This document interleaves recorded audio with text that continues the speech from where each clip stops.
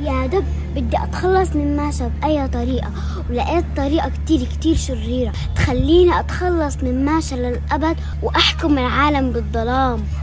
ماشا ماشا ماشا، أنا هذا الاسم بكرهه كتير، وأنا مستعد أعمل أي شي بدك إياه لحتى أتخلص منها للأبد. يا دب، أنا بدي منك شغلة واحدة بس، تخطف لي ماشا وتحطها بمكان بعيد وما حدا يعرف، وأنا رح ألبس ملابس ماشا وأتنكر فيها، والكل يفكرني ماشا، وأصير أعمل أعمال الشريرة والناس يصيروا يكرهوا ماشا.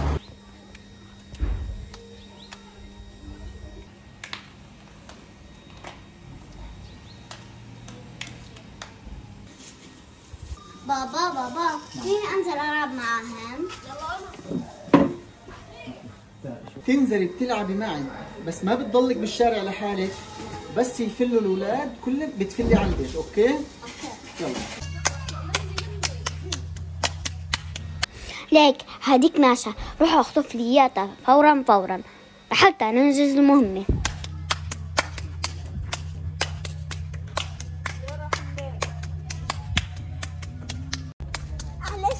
اها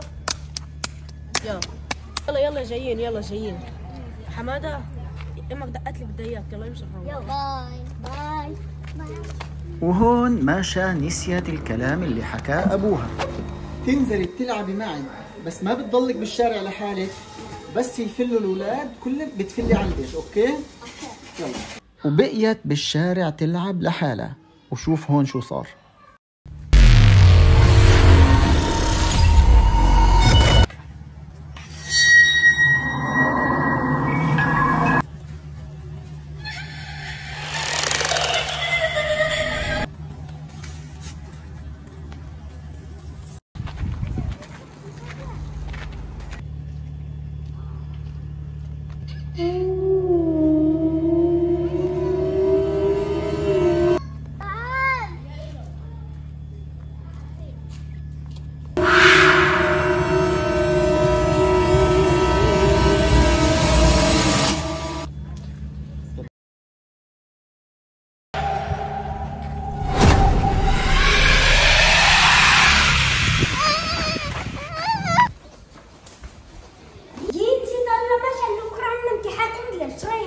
ماشي؟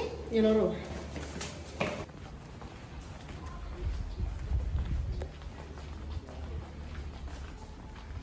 وين راحت هاي؟ إسا كانت هون، وين اختفت؟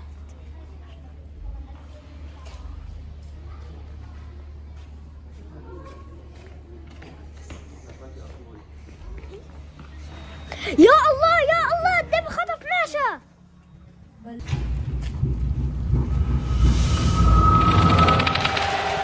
اسمعني ضل اخذ ماشا على الجبل بعيد. شو؟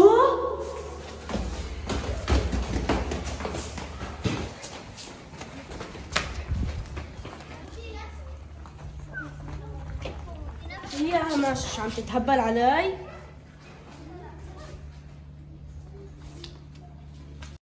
أنا فروزن الشريرة يا أغبياء، أنا مش ماشا، وراح أخليكوا تندموا أشد الندم، وإذا بدكم ماشا خلصوها من الدب الشرير.